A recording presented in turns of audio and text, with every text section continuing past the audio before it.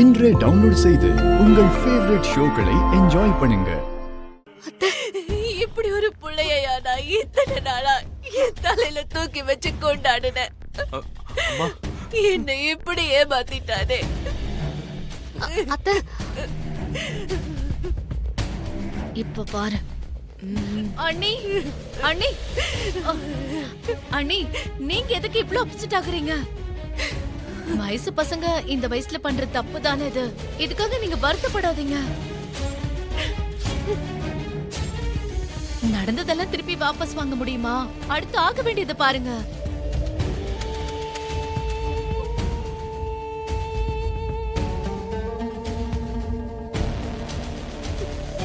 அத்தை, நான் ஒண்ணு சொல்லட்டா அத்தை? சொல்லுமா.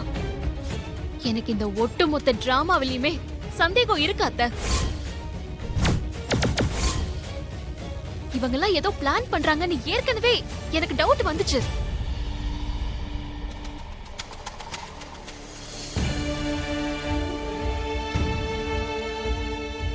இப்போ சொல்லி வச்ச மாதிரி இதெல்லாம் நடக்கிறப்போ எனக்கு இன்னும் சந்தேகம் ஸ்ட்ராங் ஆகுது அத்தை.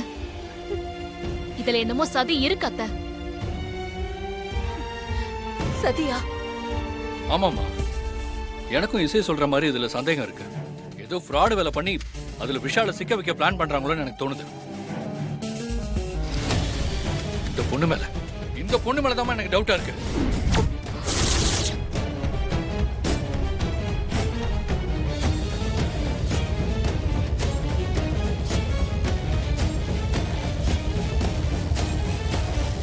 டேய், நான் தான் தப்பு செஞ்சிட்டேன்னு விஷாலே ஒத்துக்கிட்டானேடா.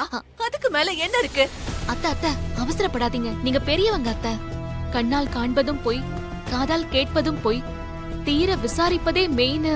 உங்களுக்கு தெரியாதா அத்தை? சந்தர்ப்ப சூழ்நிலை சில பேரை குற்றவாளியாவும் காட்டும். ஆனா உண்மை வேற மாதிரி இருக்கும் அத்தை. இந்த விஷயத்திலயும் உண்மை வேற மாதிரி இருக்கும்னு எனக்கு தோணுது அத்தை. ஏமா, உனக்கும் உன் தங்கச்சிக்கும் பிரச்சனைன்னு வரும்போது ஏன் இவ்வளவு சந்தேகமாவே இருக்கு? விஷாலே தப்பு பண்ணேன்னு சொன்னதுக்கு அப்புறம் உனக்கு என்ன பிரச்சனை? பிரச்சனை தான்.